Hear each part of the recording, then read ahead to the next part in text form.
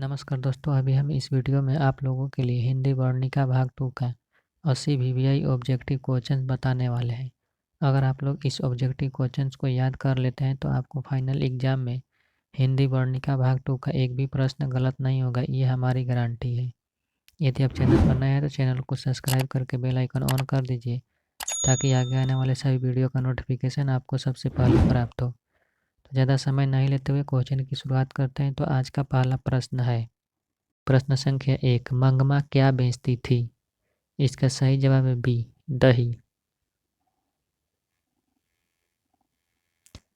प्रश्न संख्या 2, दही वाली मंगमा कहानी का कहानीकारक कौन है? इसका सही जवाब है ए, श्रीनिवास।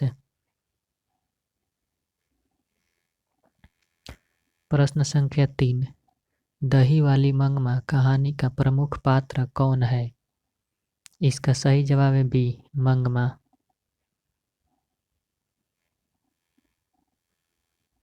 प्रश्न संख्या 4, दही वाली मंगमा कहानी का कथावाचक कहाँ से है? इसका सही जवाब है सी, बेंगलुरु से। संख्या 5, दही वाली मंगमा कहानी किसे संदेश देती है? इसका सही जवाब है सी, बहुओं को।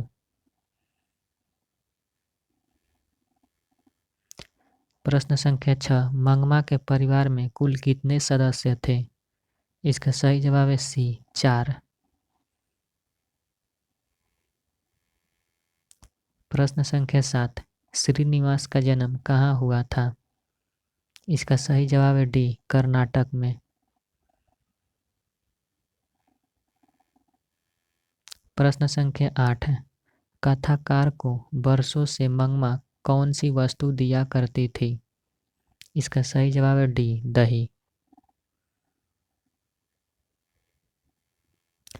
प्रश्न संख्या 9, मंगमा की बहू का नाम क्या था? इसका सही जवाब है बी, नजमा।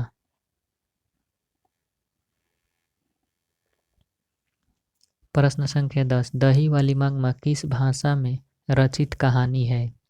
इसका सही जवाब है सी, कन्नड़।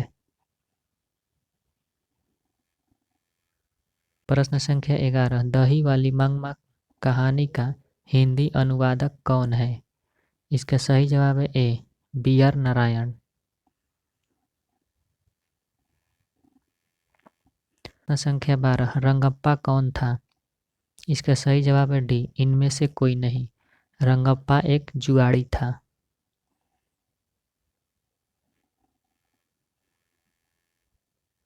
प्रश्न संख्या 13, मंगमा एवं नजमा के बीच झगड़ा मिटाकर अच्छा संबंध स्थापित करने का माध्यम कौन था?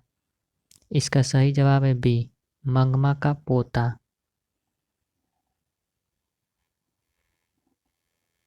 प्रश्न संख्या 14, कथावाचक को मंगमा क्या कहती थी?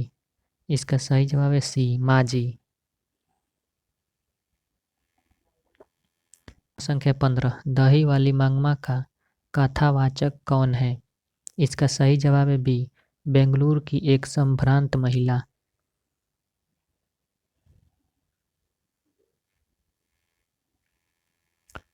प्रश्न संख्या 16, अधिक बुद्धिमान कौन थी? इसका सही जवाब है सी, नजमा।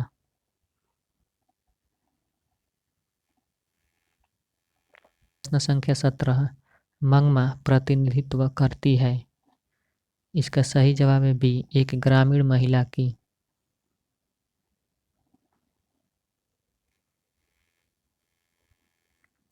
प्रश्न संख्या 18, बहू की दशा है?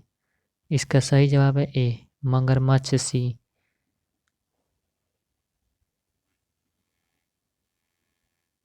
प्रश्न संख्या 19, ढहते विश्वास कहानी में किस राज्य को बाढ़ एवं सूखा से प्रभावित दिखाया गया है? इसका सही जवाब है सी, उड़ीसा। प्रश्न संख्या 20, ढहते विश्वास कहानी का कहानीकारक कौन है? इसका सही जवाब है सी, सातकोड़ी होता।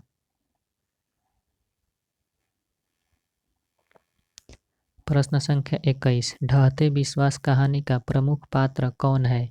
इसका सही जवाब है ए, लक्ष्मी। प्रश्न संख्या 22। ढहते विश्वास कहानी में कहाँ के जनजीवन का चित्रण किया गया है? इसका सही जवाब है ए, उड़ीसा का।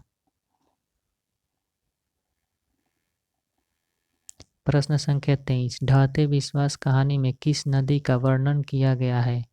इसका सही जवाब है बी, महानदी। प्रश्न संख्या 24। ढहते विश्वास किस भाषा में रचित कहानी है? इसका सही जवाब है डी, उड़िया। प्रश्न संख्या 25। लक्ष्मी कौन थी? इसका सही जवाब है बी, भारतीय गृहिणी।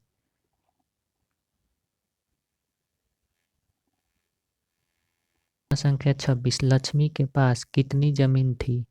इसका सही जवाब है ए, 1 बीघा। प्रश्न संख्या 27। ढहते विश्वास कहानी किस राज्य की प्राकृतिक आपदा पर आधारित है? इसका सही जवाब है सी, उड़ीसा। प्रश्न संख्या 28। ढहते विश्वास कहानी में किस नदी का भयावह दृश्य प्रस्तुत किया गया है? इसका सही जवाब है बी, महानंदा नदी। प्रश्न संख्या 29। लक्ष्मी के गांव के समीप किस देवी देवता के मंदिर थे? इसका सही जवाब है ए, मां मुंडेश्वरी देवी एवं भगवान शिव का मंदिर था। प्रश्न संख्या 30। बाढ़ के पानी को रोकने के लिए गांव के लोग किस बांध को मजबूत करने का प्रयास कर रहे थे? इसका सही जवाब है बी, दलेई बांध है। प्रश्न संख्या 31। गुण निधि कहाँ से लौटा था? इसका सही जवाब है डी, कटक से। प्रश्न संख्या 32। कौन स्वयं दल के साथ बांध की मरम्मत में लगा था? इसका सही जवाब है बी, गुण निधि।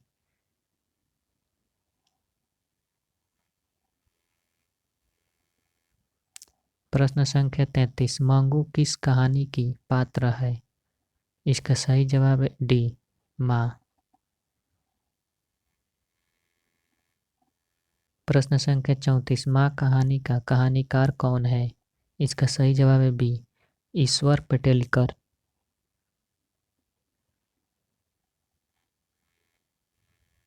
प्रश्न संख्या 35। मां कहानी में किसकी ममता का वर्णन किया गया है? इसका सही जवाब है बी, मां का। प्रश्न संख्या 36। मां कहानी का प्रमुख पात्र कौन है? इसका सही जवाब है डी, मंगू। प्रश्न संख्या 37। मंगू कैसी लड़की थी? इसका सही जवाब है सी, पागल। प्रश्न संख्या 38। माँ किस भाषा में रचित कहानी है? इसका सही जवाब है सी, गुजराती। प्रश्न संख्या 39। ईश्वर पेटलिकर की रचना है? इसका सही जवाब है बी, खून की सगाई।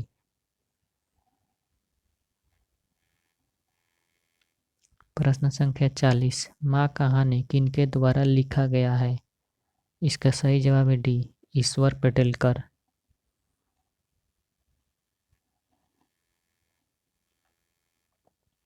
प्रश्न संख्या 41। माँ कहानी में कौन पागल था? इसका सही जवाब है बी, मंगू।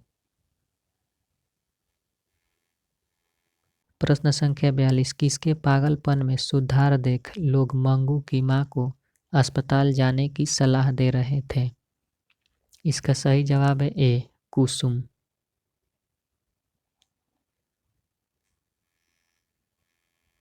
प्रश्न संख्या 43।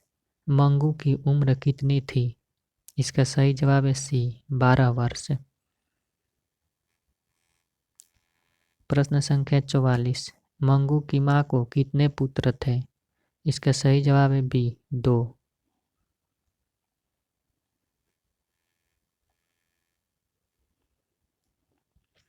प्रश्न संख्या 45। मंगू जिस अस्पताल में भर्ती होती है वहाँ के कर्मचारी हैं?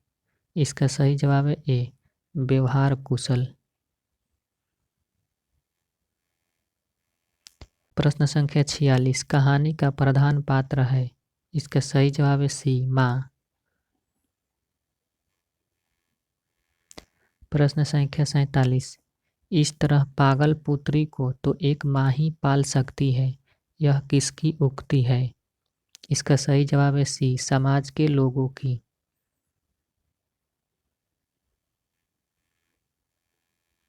प्रश्न संख्या 48 मंगू को पागलपन का रोग कब से था। इसका सही जवाब है बी जन्मजात यानी जन्म से। प्रश्न संख्या 49 माजी में मंगू को अस्पताल में भर्ती कराने के बाद क्या परिवर्तन हुआ। इसका सही जवाब है सी वह भी पागल हो गई। प्रश्न संख्या 50 पप्याती किस रोग से ग्रसित थी। इसका सही जवाब है बी मेनिंजाइटिस।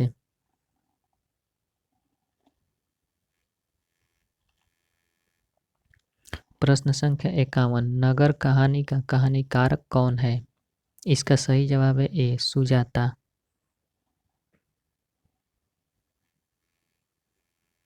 प्रश्न संख्या 52 नगर कहानी का प्रमुख पात्र कौन है। इसका सही जवाब है बी पप्याती।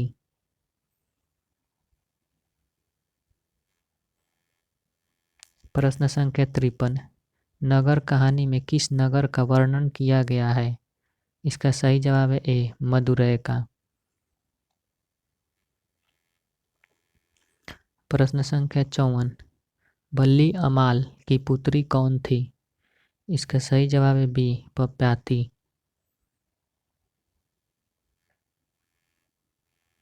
प्रश्न संख्या 55 सुजाता का वास्तविक नाम क्या है।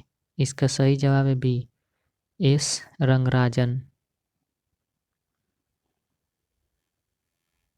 प्रश्न संख्या 56 सुजाता का जन्म कहाँ हुआ। इसका सही जवाब है ए तमिलनाडु में।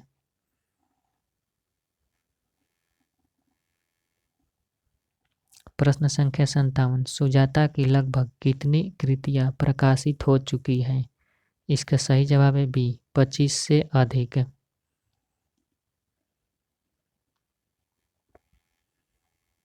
प्रश्न संख्या 58 नगर कहानी किस रचना से संकलित है।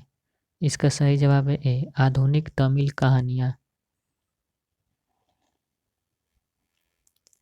प्रश्न संख्या 59 के ए जमुना द्वारा अनुदित रचना है। इसका सही जवाब है सी नगर।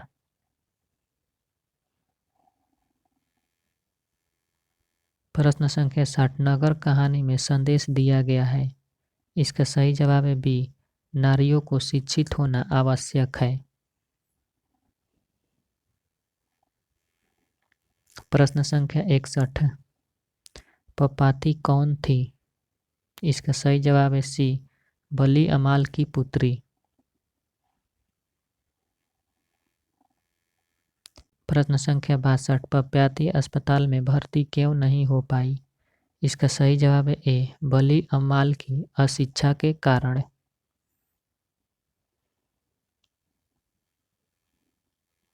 प्रश्न संख्या 63 बड़े डॉक्टर साहब पप्याती के संदर्भ में क्या आदेश किए थे।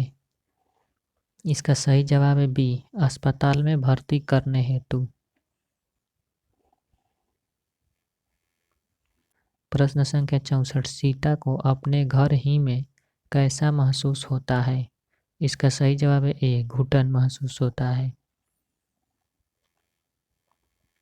प्रश्न संख्या 65 धरती कब तक घूमेगी शीर्षक कहानी का कहानीकार कौन है। इसका सही जवाब है सी सांवर दैया।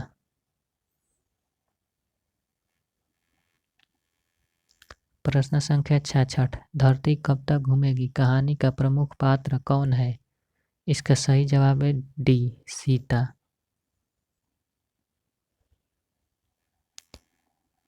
प्रश्न संख्या 67 धरती कब तक घूमेगी कहाँ की कहानी है। इसका सही जवाब है सी राजस्थान की। प्रश्न संख्या 68 धरती कब तक घूमेगी कहानी में किसकी प्रधानता दी गई है? इसका सही जवाब है ए, नारियों की प्रधानता दी गई है।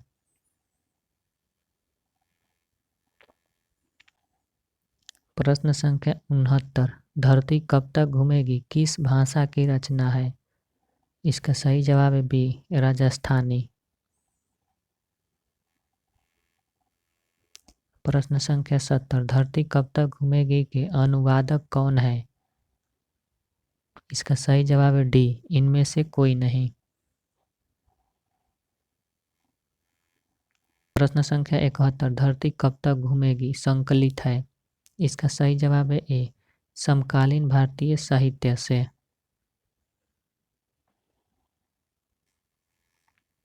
प्रश्न संख्या 72 सीता घर छोड़कर क्यों चली गई? इसका सही जवाब है बी, 50-50 रुपए देने की बात सुनकर। प्रश्न संख्या 73 सीता को कितने पुत्र थे? इसका सही जवाब है बी, 3।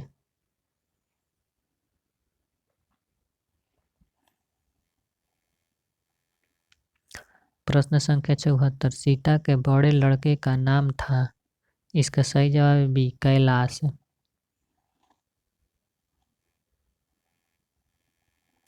प्रश्न संख्या 75 अर्धविक्षिप्त की अवस्था किसकी थी? इसका सही जवाब है सी, सीता की। प्रश्न संख्या 76 कैलाश की पत्नी का नाम क्या था? इसका सही जवाब है ए, राधा। प्रश्न संख्या 77 कैलाश ने अपनी मां सीता को कितने रुपए प्रति माह देने के लिए कहा? इसका सही जवाब है ए, 50 रुपए। प्रश्न संख्या 78 किसके भीतर आंसुओं का समुद्र भर गया? इसका सही जवाब है ए, सीता के।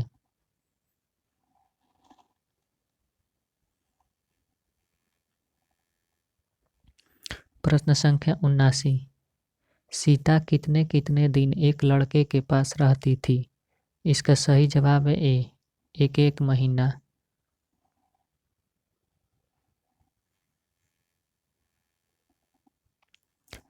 प्रश्न संख्या 80 सीता अपने को मानती है?